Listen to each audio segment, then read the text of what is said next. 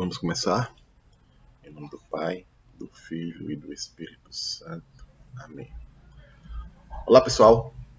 Nós vamos hoje iniciar mais uma aula de termodinâmica. E o assunto de hoje é esse aqui, olha, que está apresentado aqui, está escrito aqui, olha. Métodos matemáticos da termodinâmica. Basicamente, pessoal, nós vamos fazer uma breve descrição das ferramentas matemáticas que nós usaremos em todo o curso. O bom da termodinâmica é que ela é matematicamente mais simples.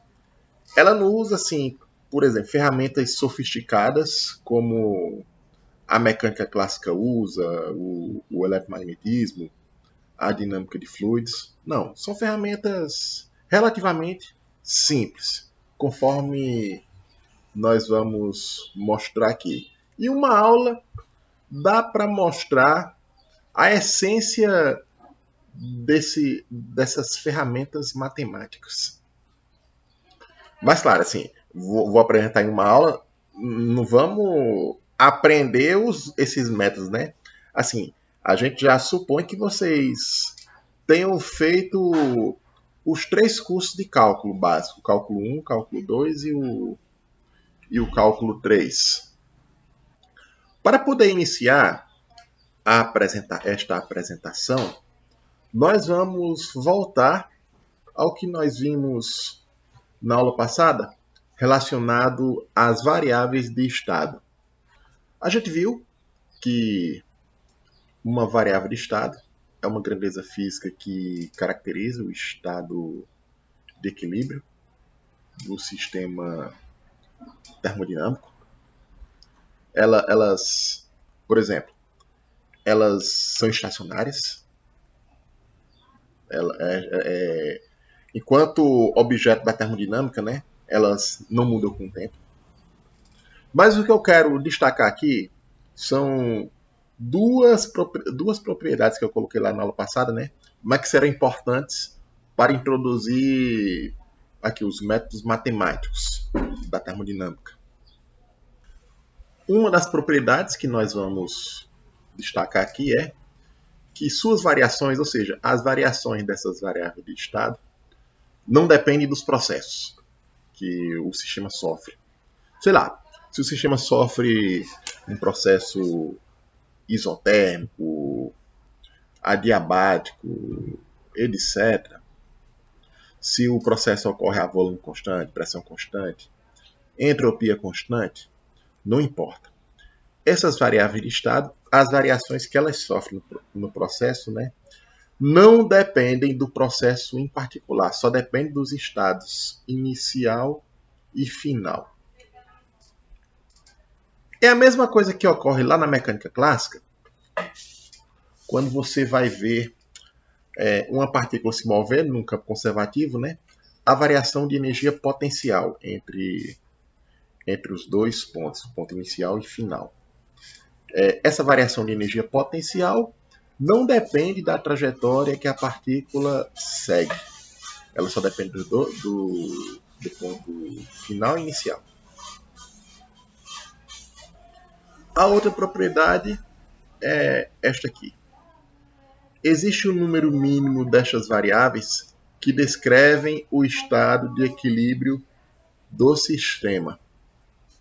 Bem, essa segunda propriedade também é muito importante, porque através dela, né, nós mostramos que a descrição do sistema termodinâmico como um todo, ela vai depender apenas desse número mínimo de variáveis.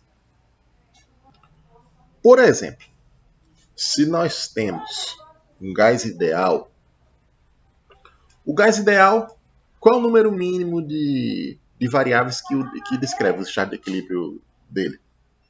3 variáveis. Eu preciso conhecer apenas, por exemplo, temperatura, volume e pressão, ou de forma equivalente, eu posso ainda tratar o gás usando outras variáveis, mas de que sejam 3, por exemplo. Eu posso usar, para descrever o mesmo gás, de forma equivalente, número de mols, volume e energia interna. Aí nós temos também, por exemplo, uma garrafa de água fechada lá. Você tem 1 litro de água dentro de um recipiente fechado. Num regime de temperatura e pressão em que ela não sofre transição. Para descrever os estados termodinâmicos desta água, eu só preciso da temperatura, uma variável. E como eu falei, esses sistemas, a descrição termodinâmica de cada estado de equilíbrio, né, vai depender apenas dessas variáveis independentes. Aí as demais grandezas, a correspondente ao estado de equilíbrio, serão obtidas dessas variáveis independentes através das equações de estado. Sendo assim, eu posso entender, posso fazer uma descrição matemática desses sistemas aqui, né? Que as grandezas físicas correspondentes aos estados de equilíbrio vai ser função das variáveis independentes. E essa ferramenta matemática é o quê? Ela é uma função de várias variáveis.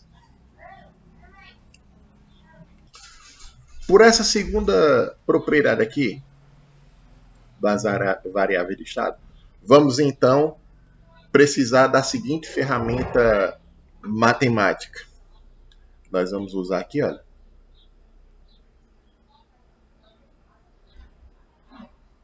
Funções de várias variáveis.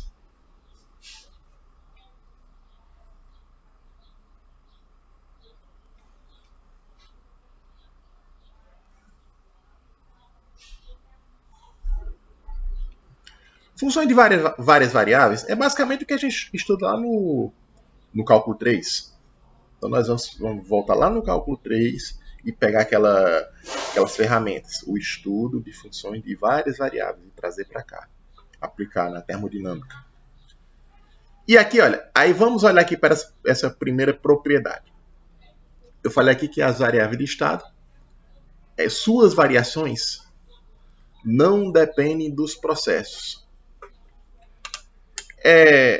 Se eu estou falando aqui de variação, o que vai acontecer? Uma certa variação de alguma grandeza, né? Alguma variável, ela pode ser entendida como uma sucessão de pequenas variações. É como se eu tivesse uma escada. Imagina que eu tenho uma escada, né? De pequenos degraus.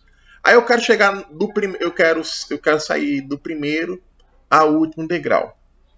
Então, para chegar lá, eu tenho que dar pequenos passos, né?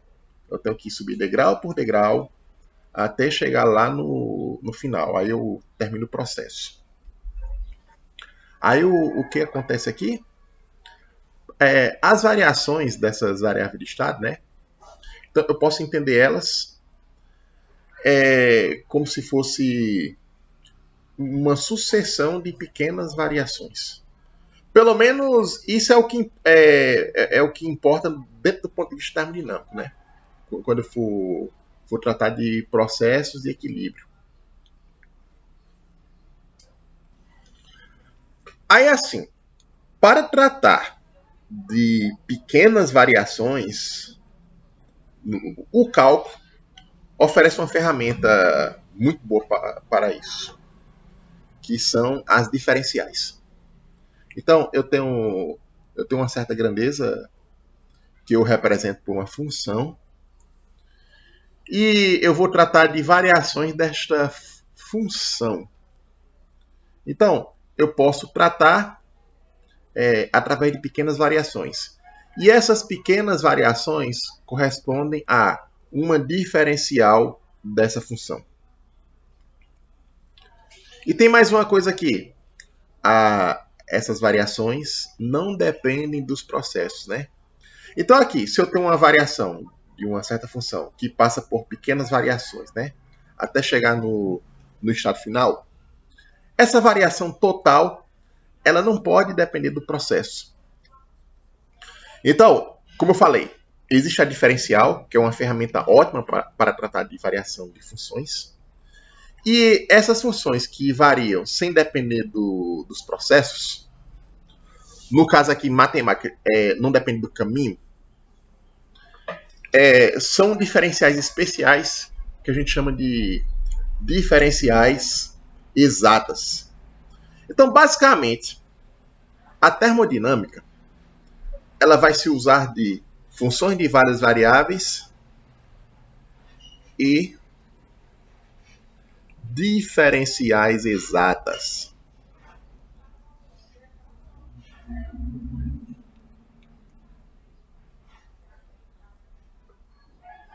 Pronto. É isso, basicamente, as ferramentas matemáticas da termodinâmica.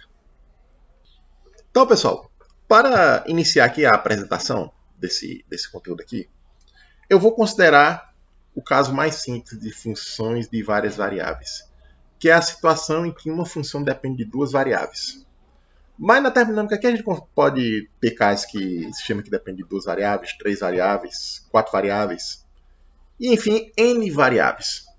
Mas nós vamos começar com duas variáveis. Porque o que a gente faz com duas variáveis, basicamente nós fazemos com N variáveis. A generalização aqui é imediata. Então aqui, pessoal, nós vamos tratar então de funções do tipo, aí eu vou colocar aqui, olha.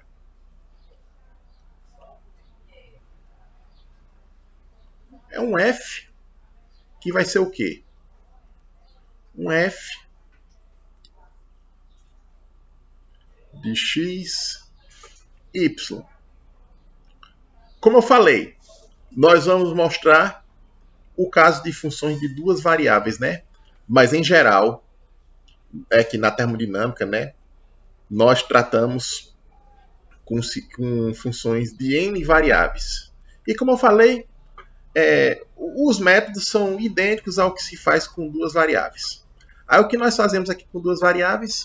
A generalização é imediata para n variáveis.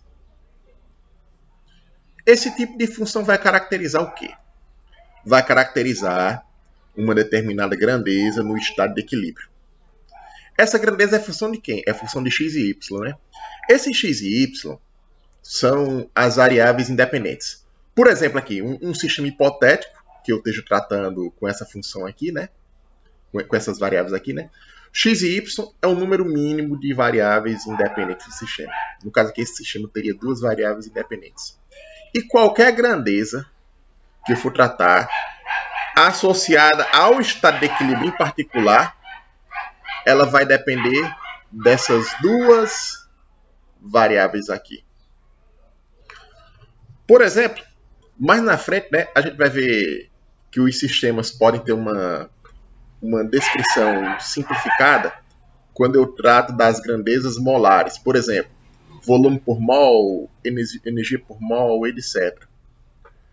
Aí, por exemplo, isso aqui poderia ser a entropia por mol, que ela é função do volume por mol e da energia interna por mol, por exemplo.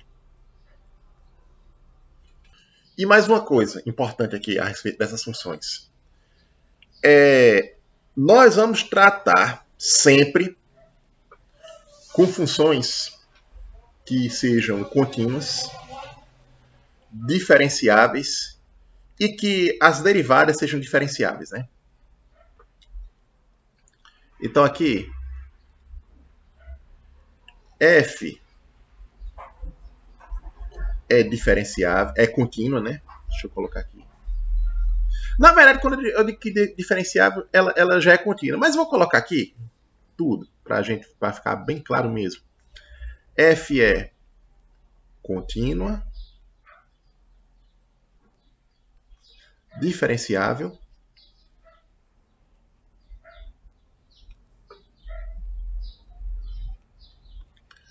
E com derivadas,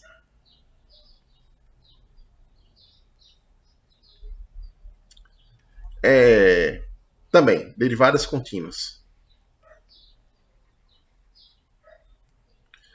Na termodinâmica, a gente só vai usar basicamente até a segunda derivada. A gente não. Dificilmente usamos derivadas de ordens maiores. Então, basicamente, o que nós usamos aqui é a função, a sua derivada e a segunda derivada. Pronto. A gente não, dificilmente passa disso.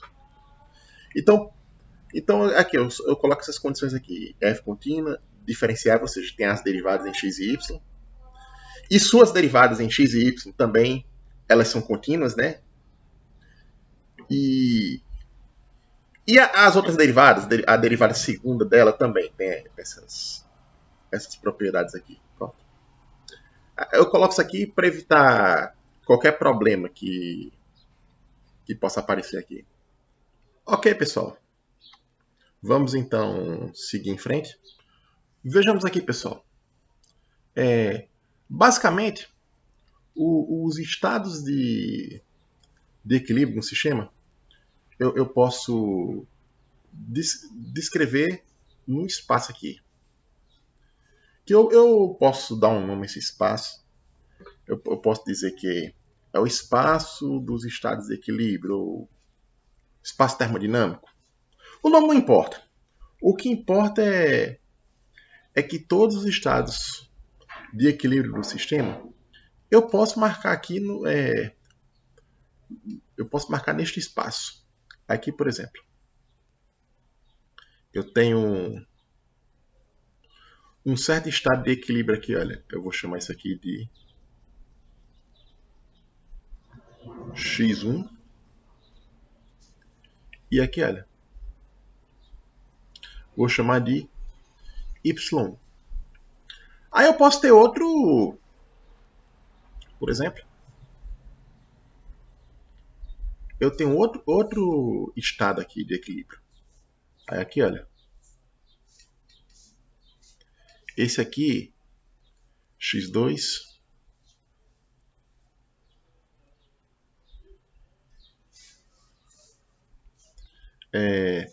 y2. Aqui, esse ponto aqui é o ponto correspondente ao estado x1, y1.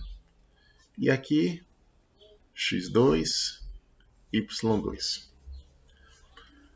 Isso aqui representa um estado de equilíbrio, um sistema termodinâmico, né? Aí eu posso passar, o sistema pode sofrer uma transformação, um certo processo, que ele vai desse estado 1 para o estado 2. Ele pode ir de maneiras assim completamente diferentes, de 1 para 2. Por exemplo, ele pode ir assim, olha. Eu posso pegar, ele pode ir desse jeito aqui, olha. Ele vai aqui mantendo y constante e depois ele sobe aqui, olha, por exemplo. Ele pode fazer isso. Ele pode ir, por exemplo,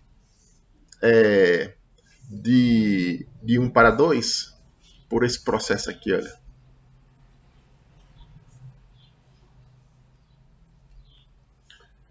Aí ele pode ir por esse outro aqui. E assim vai. E aqui, olha, em cada estado desse aqui, dado o x e o y de cada estado, né? Eu tenho aqui o f associado. Então ele tem aqui um f de x1, y1. Ele tem um f de x2, y2. E a transformação que esse f sofre para chegar de 1 para 2 não depende desses processos particulares. Então aqui, olha, se eu tenho isso aqui, olha, f de x2, y2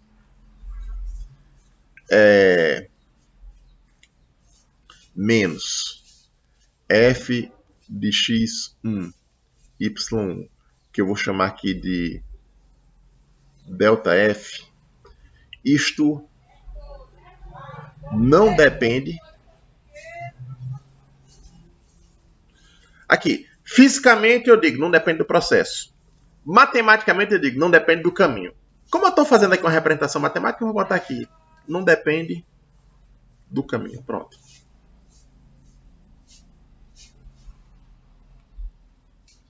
E ainda eu posso ter também, pessoal, aqui esses processos, né? Você tem curvas definidas associadas a esses processos aqui, né? Mas eu posso ter certos processos que eu não tenho aqui, olha, curvas associadas ao processo, né? Que a gente vai ver mais na frente, que são os processos de não equilíbrio. Esses processos aqui que tem uma curva associada, né?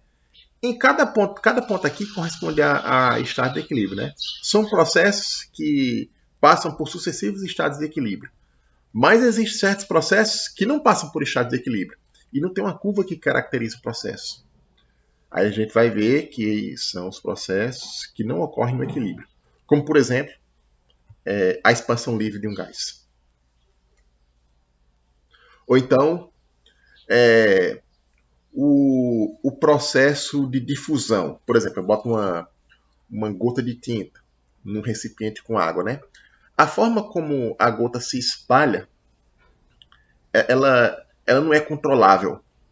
Ela passa ali por sucessivos, ela passa ali por processos de não equilíbrio. E aqui também, pessoal, outra coisa importante a ser considerada é que essa variação aqui de f, né, ela pode ser muito pequena. Então, imagina se esses pontos aqui estão muito próximos um do outro. Eu vou começar a aproximar, aproximo. E eu coloco o ponto 2 muito próximo do ponto 1. Então, quando isso acontece, quando a transformação é de tal forma que a variação é muito pequena, a variação da grandeza aqui, olha. Então, a gente diz que a variação é uma variação infinitesimal. Então, cara, quando ΔF é muito pequeno, dizemos que ΔF é uma variação infinitesimal. E a representamos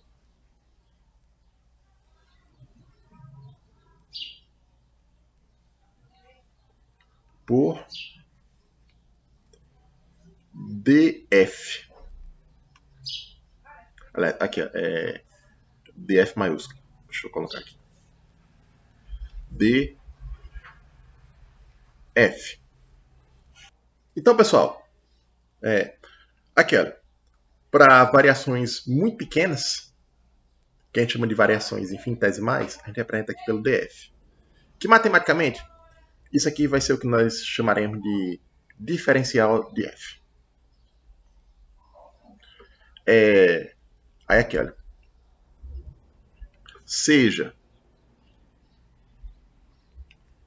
f é uma função de xy. Aí com aquelas condições. Contínua.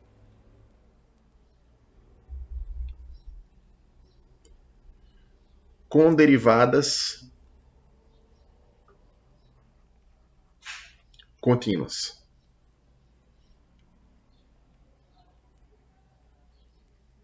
Isso aqui quer dizer o quê? Que a função f ela é contínua. E ela tem a primeira derivada. A primeira derivada é contínua. Aí tem a outra derivada. Ela vai ter a segunda derivada e a segunda derivada é contínua. E assim vai. Por isso que eu digo com derivadas contínuas.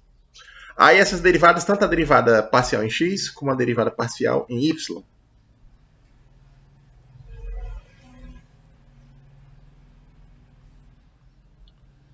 Então, df é definido por. Aí como é que é definido df? A variação infinitesimal de f. É assim, olha, eu vou colocar aqui.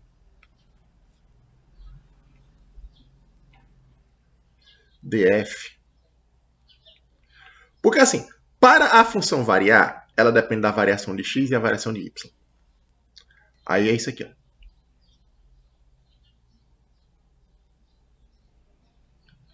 df dx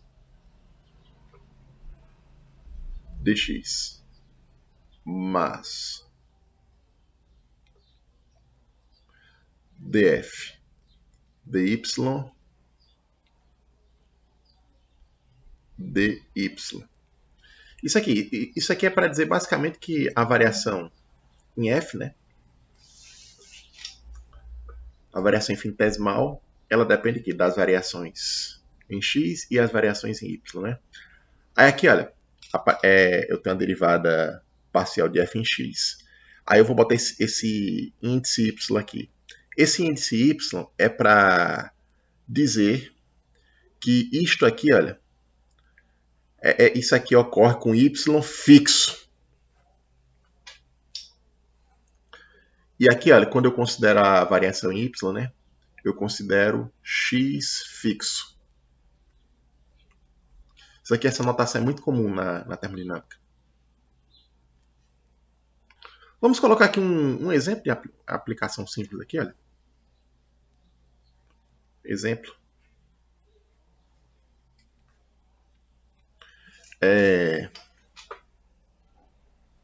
Dado f de xy igual aqui, eu vou colocar x² y mais 3x y à terceira. Encontre df. Aqui, olha, é um probleminha bem simples. Aí aqui eu preciso de df dx com y fixo. Aí isso aqui é o quê? Eu vou derivar isso aqui em relação a x, olha. Aqui nesse primeiro termo aqui, a derivada em x é 2xy.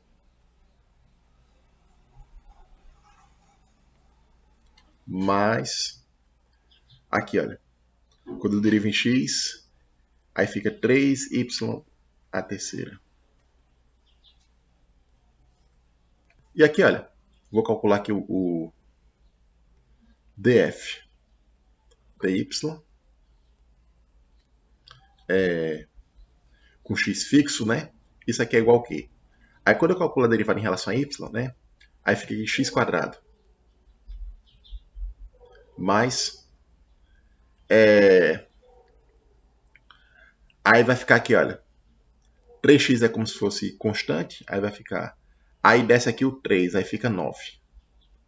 9x y ao quadrado. Pronto. Aí o que acontece? Quem é o df então? Vamos escrever o df. O df é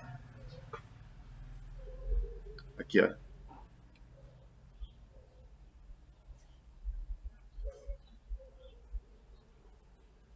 O df igual a derivada de f em relação a x, que é 2xy mais 3y à terceira dx mais x² mais 9xy² dy. Pronto, bem simples, pessoal, isso aqui, esse procedimento. E dada a função, calcular sua diferencial. Então aqui, pessoal, olha, se eu dou uma função contínua, com derivadas contínuas, né? Isso aqui é fácil de fazer, eu encontro sempre a diferencial. Agora, se eu tenho o contrário, se eu dou a diferencial, será que existe sempre uma função que gera aquela diferencial? Vamos fazer o problema inverso aqui, pessoal. Pessoal, vejamos isso aqui, olha. Dado df, uma certa diferencial, dessa forma aqui, né? uma função m de xy, né, dx, mais uma função n de xy, dy. Existe uma função f de xy cuja diferencial é df? Será que existe? Eu vou adiantar aqui a resposta para a gente já passar para frente. A resposta é nem sempre.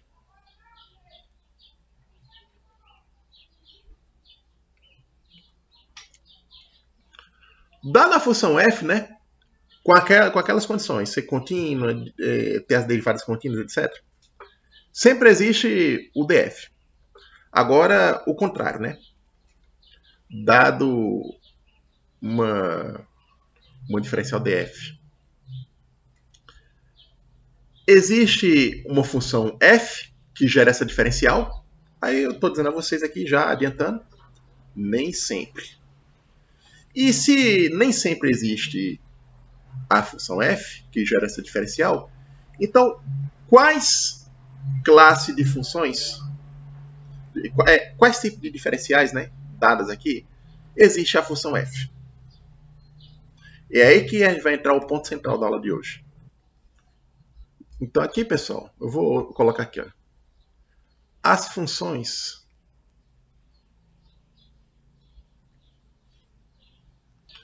não, pessoal, as funções não, deixa eu colocar aqui, ajeitar aqui. As diferenciais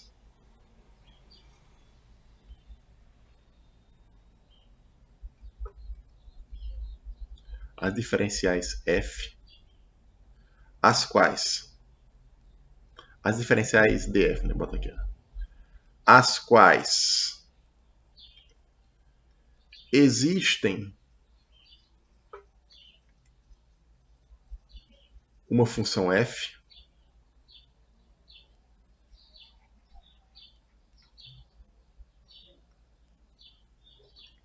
que gere df de acordo com a definição que a gente colocou anteriormente, a definição diferencial.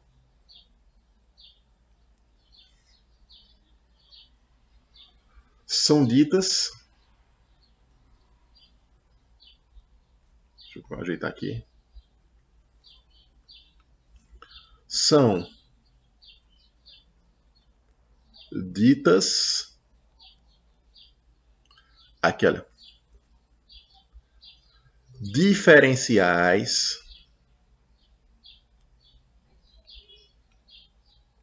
exatas.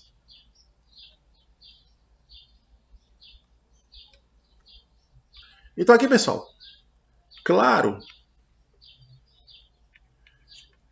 que se m de xy, né, igual df dx com y fixo e n de xy for igual df dy com x fixo, né,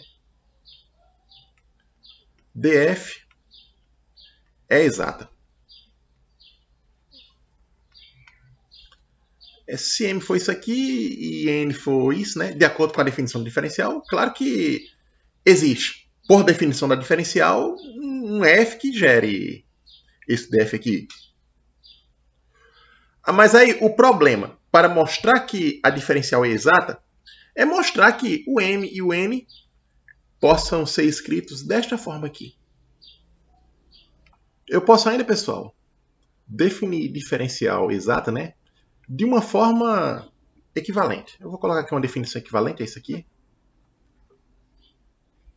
Então aqui, pessoal, dizemos que, vou botar aqui a definição, dizemos que df é m de xy dx, n de xy, né? Aí tem um dy aqui, olha.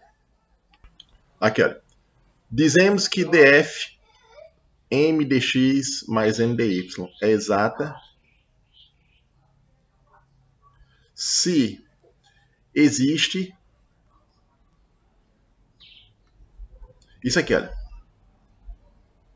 f de xy igual. Aí eu vou colocar aqui, olha. Integral de df, né? Que é isso aqui, olha. Vai ficar isto. M dx mais n dy. Isso aqui de x0, y0. E aqui x, y. Então assim, ó, de novo, dizemos que df, dado dessa forma geral aqui, é exata se existe um f. Esse f aqui, né? Que não dependa do caminho.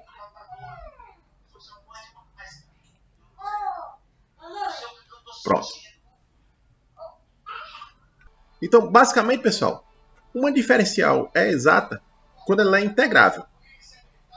Porque quando eu digo aqui, olha, que essa integral ela não depende do caminho, né?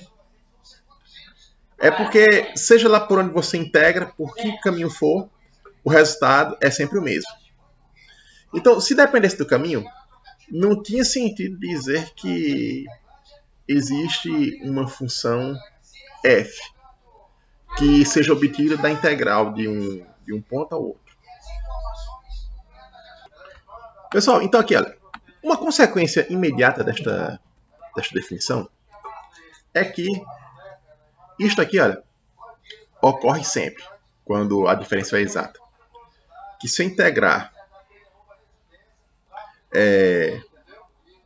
f numa curva fechada, esse df, né?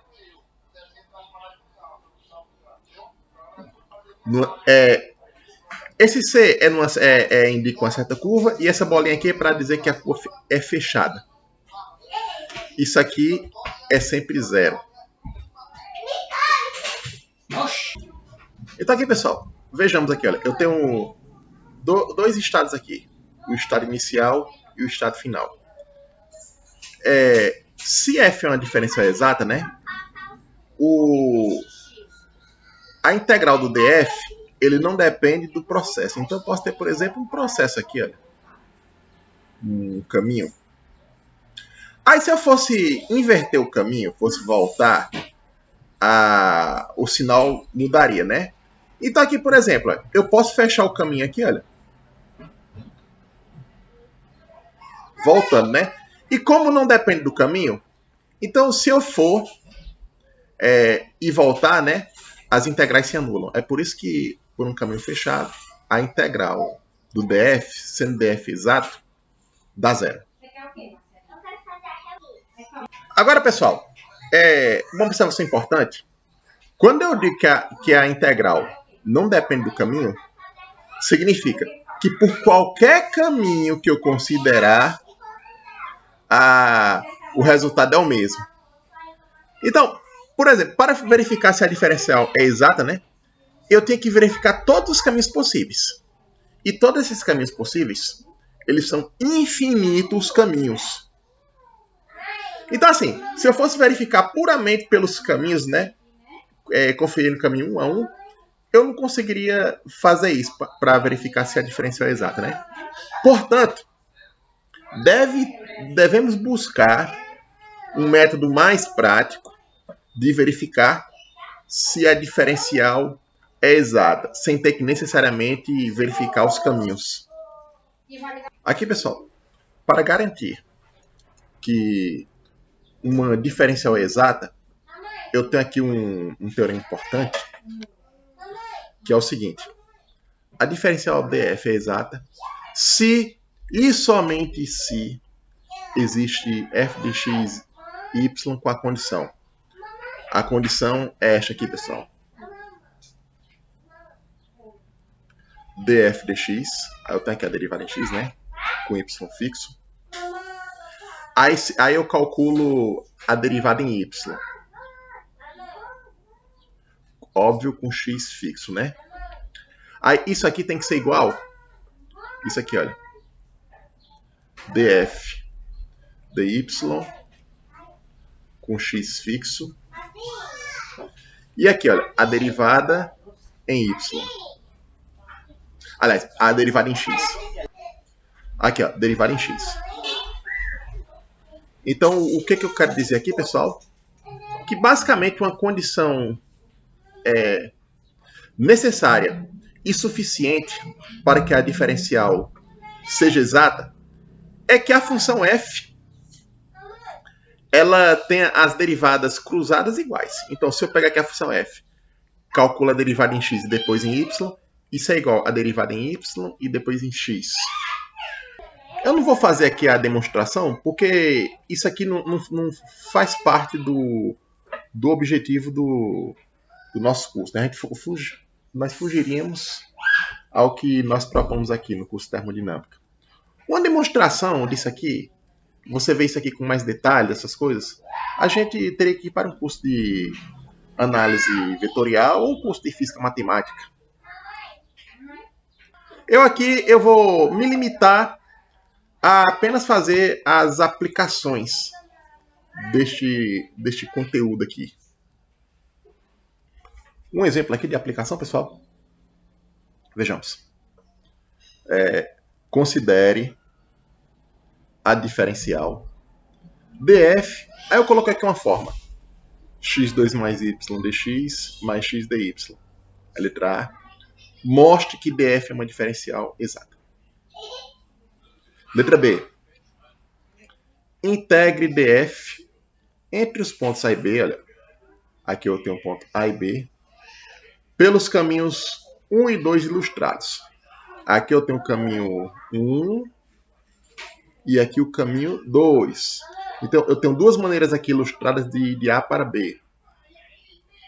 E a letra C, encontre a função f de x e y. Okay? Vamos para a resolução. A letra A. O df é igual ao quê? É o x² mais y dx mais x dy. Pronto, eu tenho a diferencial dada, né? E eu quero mostrar que ela é exata. Para fazer isso, eu vou usar o teorema. Eu vou usar o teorema das derivadas cruzadas. Então, o f ele tem que ser tal que, se ele existir, então aqui, ó, o df dy e dx, isso aqui tem que ser igual ao df dx, tem que ser igual a derivada em relação a x, né? E a derivada em relação a y. Olha, eu vou colocar aqui a fórmula das igualdades das derivadas cruzadas. Isso aqui, olha, é a mesma coisa aqui, olha. Por exemplo, se isso aqui é um m, imagina que isso aqui seja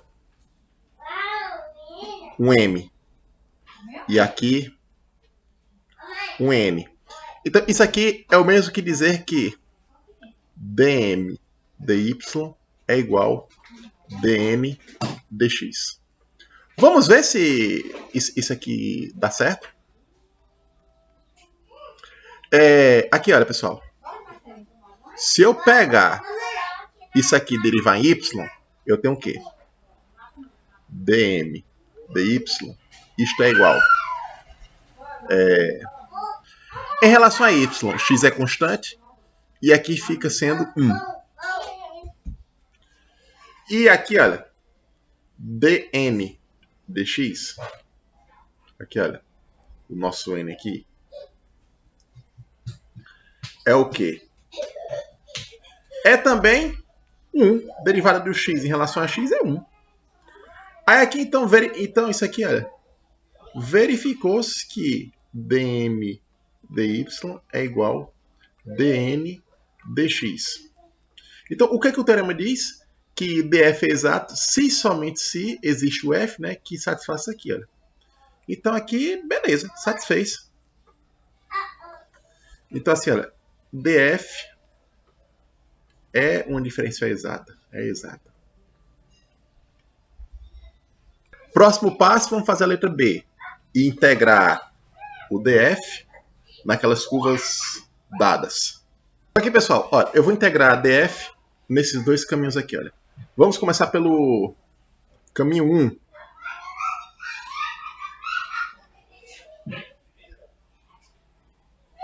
Caminho 1. Vamos ver aqui as propriedades do caminho 1. O caminho 1 tem uma parte aqui horizontal e uma parte vertical. Na parte aqui, olha, horizontal, o que ocorre na parte horizontal? Aqui, o y é igual YA. E o y é fixo, né? E sendo assim, o dy é igual a zero, porque y não varia. Se y não varia, o dy é zero. E o x, ele varia de onde até onde? De xa até xb. Ele pertence a esse intervalo aqui, olha. Aí, então, e você tem um caminho aqui vertical. No caminho vertical, quem é fixo é o x. O x é igual a xb. E o dx é igual a zero, pois o x é fixo. E o y pertence, então, ao seguinte intervalo. Ele varia de YA até YB. Pronto. Agora vamos integrar aqui.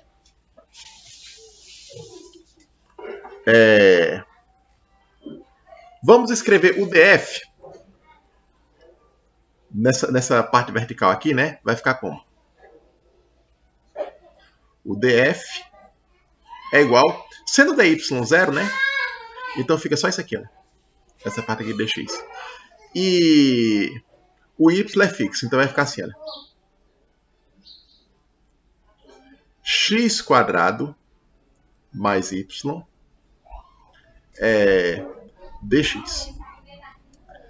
E aqui na vertical vai ficar o quê? O df vai ficar aqui, o dx é zero e o x é xb. Vai ficar xb dy. Então aqui, olha, a integral de df no caminho 1 é igual ao quê? Isso aqui, pessoal, é igual a integral de df no caminho horizontal mais a integral de df no caminho vertical. Aí isso aqui vai ser igual ao quê? Na parte horizontal, né, eu vou integrar isso aqui. Isso é igual integral de quê? De x quadrado. Deixa eu corrigir aqui. É o quê? É a integral de x quadrado mais esse y aqui é o YA. Mais YA, que é constante. Isso aqui, dx. De onde até onde? Dxa até xb. Essa integral aqui é uma integral simples. Aí vamos colocar outra. Mais integral da parte vertical, né? De xb dy. De onde até onde? De ya até yb. Isso aqui dá igual ao quê? Olha, essa integral, a integral do x quadrado é o quê? É x3 sobre 3. Dá x3 sobre 3. Como isso aqui é de A até B, né? Então fica aqui, olha. xb menos xa elevado ao cubo. Mais... Aqui, olha, a integral de ya né, é o quê? YAX vai ser isso aqui, olha. YA vezes XB menos XA. E essa integral aqui é mais simples ainda. XB é constante, sai fora, né? Integral de dy é YB menos YA. Mais XB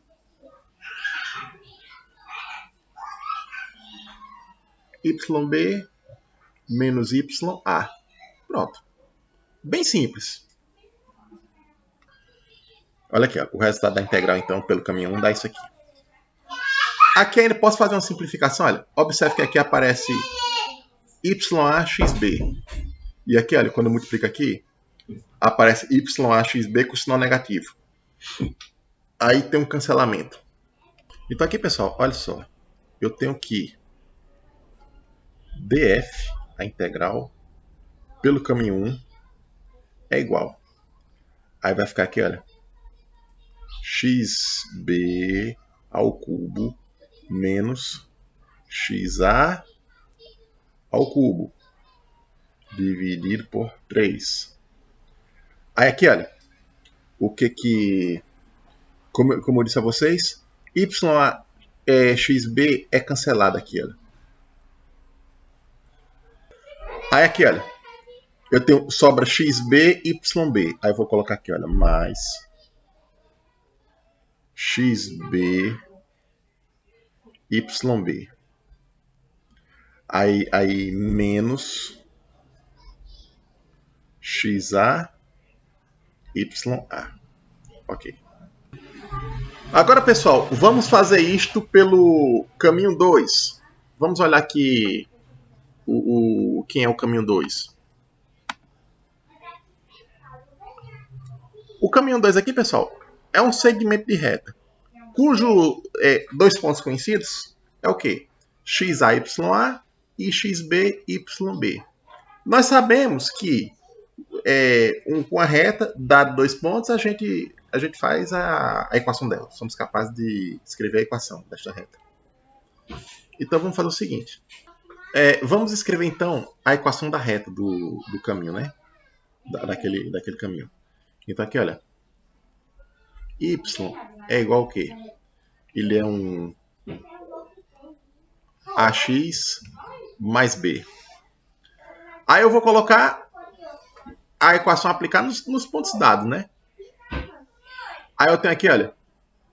YA é igual a XA mais B. E eu tenho aqui, olha. YB é igual a XB maiúsculo mais B. Aí eu tenho que achar essas constantes A e B minúsculos. Aí, por exemplo, se eu subtrair os dois aqui, eu cancelo o B, fica só o A, né? Aí fica aqui, olha. O A é igual YB menos YA dividido por XB menos XA. E o B? Pronto, pessoal. Aqui eu tenho um B também, olha. Se eu pegar aqui, por exemplo, se eu substituir o A que eu encontrei, resolvendo o sistema, eu encontro esse B. Eu não vou entrar nos detalhes para não tomar tempo, mas aqui é o A e o B. Então aqui, pessoal, olha, o dy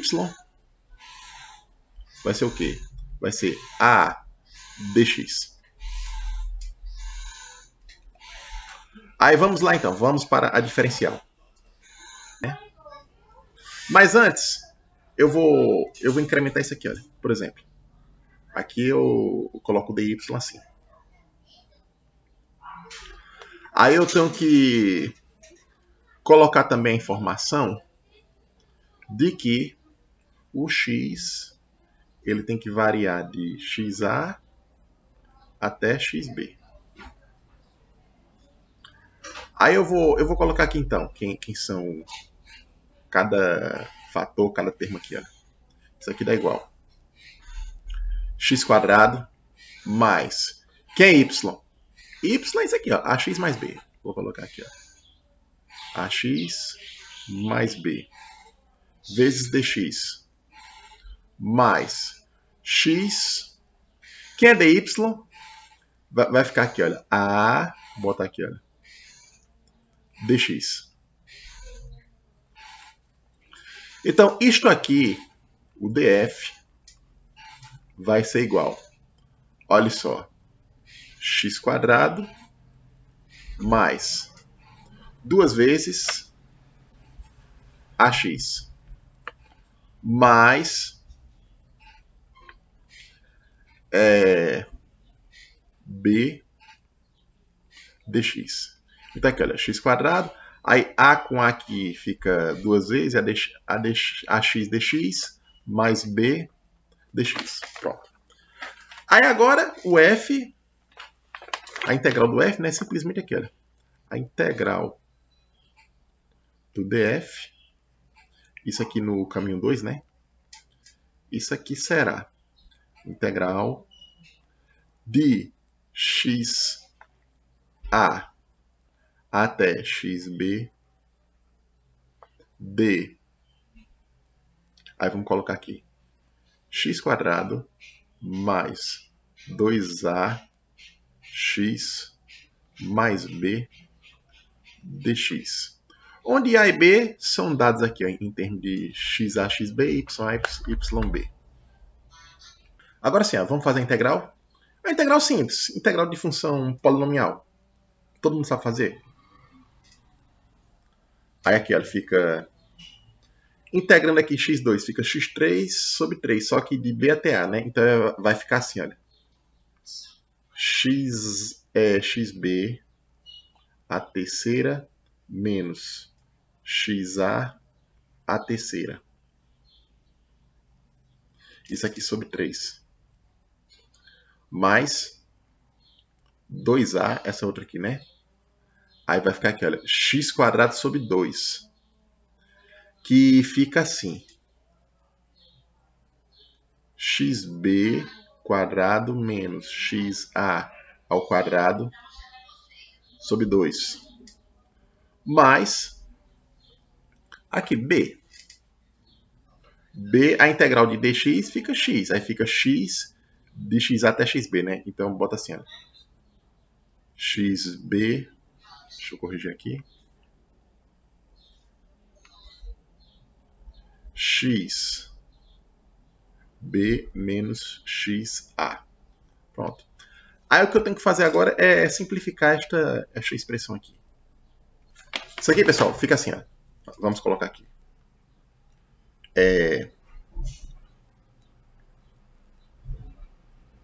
xb a terceira menos xa a terceira sobre 3.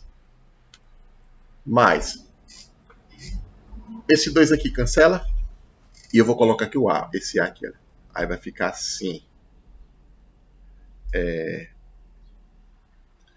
YB menos YA dividido por XB menos XA. Aí eu vou colocar o resto aqui do... Aí eu tenho aqui XB ao quadrado menos XA ao quadrado. E mais B, eu vou colocar B. BC. Aí vai ficar assim, olha. Aí B é YA XB menos YB XA. Dividido por XB menos XA. Isso aqui vezes XB menos XA. Ok, pessoal? Eu posso simplificar essa expressão ainda mais? Aqui, por exemplo, aqui, olha. Se eu colocar isso aqui, né, olha. XB ao quadrado menos XA ao quadrado. Colocar assim, olha. XA mais B mais XB, né? vezes x. Aliás, deixa eu inverter aqui. Deixa eu botar xb. Estou colocando xb primeiro, então vai ficar assim, ó, xb mais xa, e aqui xb menos xa. Se eu colocar aqui, olha, aí xb com menos xa cancela, aí fica só xb mais xa. E aqui, olha, xb menos xa cancela também. Aí nós temos aqui, olha, isso aqui cancela. E aqui, olha, vai cancelar também. Aí vai ficar assim. Isto aqui é igual xb ao cubo menos xa ao cubo. Isto aqui dividido por 3. Aqui vai ficar mais yb menos ya vezes xb mais xa. E aqui mais ya, xb menos yb, xa. Isso aqui vai resultar então, pessoal, olha aqui. E assim, olha, como resultado final da integração, nós obtemos isso aqui, olha. Aí, se vocês observarem, quando a gente calculou a integral de df pelo caminho 1, olha só, vamos comparar aqui com o caminho 1 aqui, olha.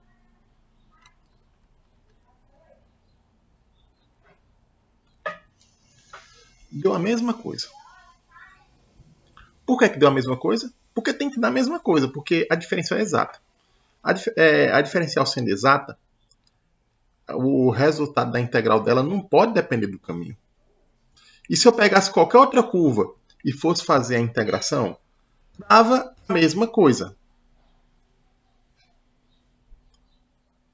Agora vamos fazer a letra C.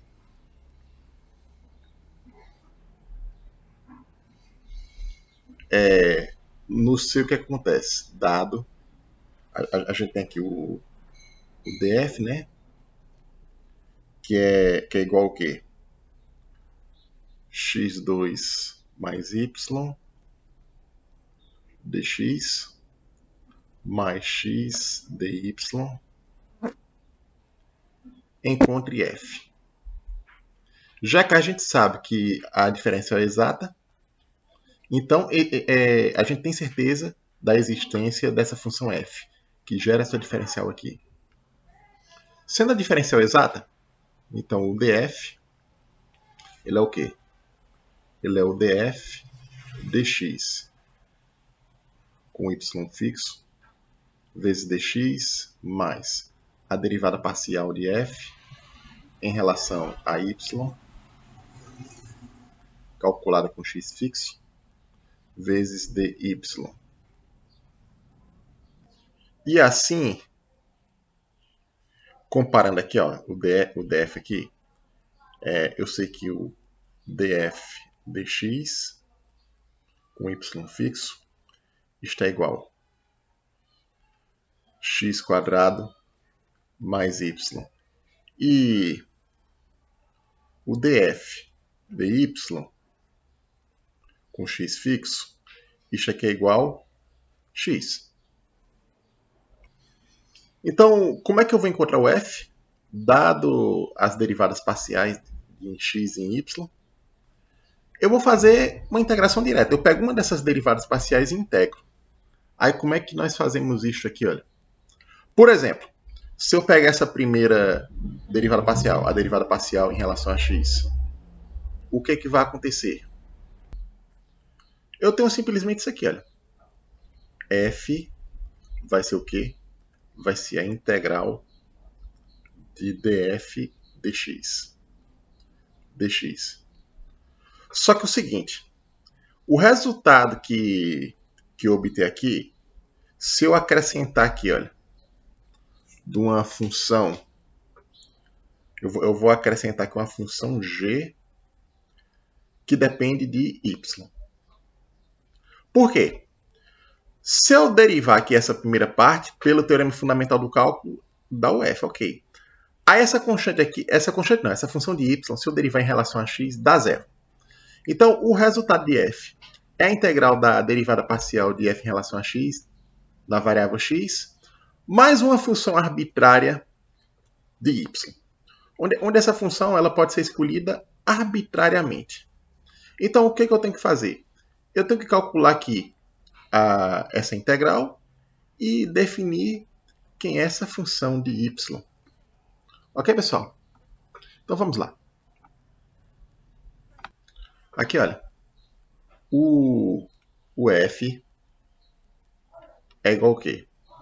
É a integral de x2 mais y dx. Essa integral aqui ela é feita igual ao procedimento da derivada parcial, no sentido de que a variável y é como se fosse constante, é integrada como sendo constante. Isso aqui mais g de y. Então aqui, olha, f é igual. Aí vamos integrar aqui. Isso aqui vai ser x3 sobre 3 mais yx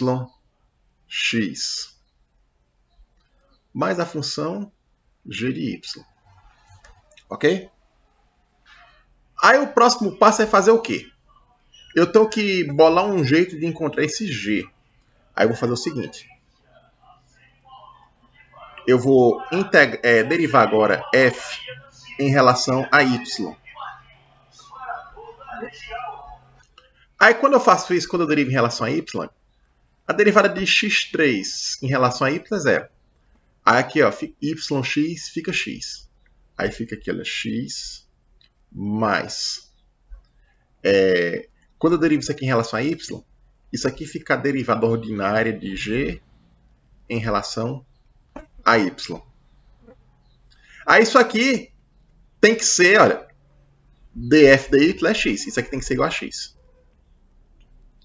Então, se isso aqui ocorre, então o g é tal que dg dy igual a zero. Então aqui, olha.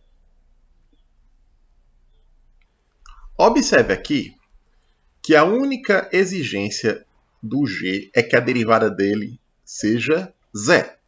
Então, se eu pegar o g, qualquer g que a derivada seja zero, está satisfeito. Se eu pegar um g constante, isso aqui é satisfeito. E se essa constante for zero, isso aqui é satisfeito. Então, eu vou pegar aqui, olha, g igual a zero.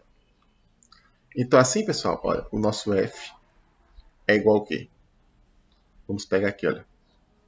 O nosso f de xy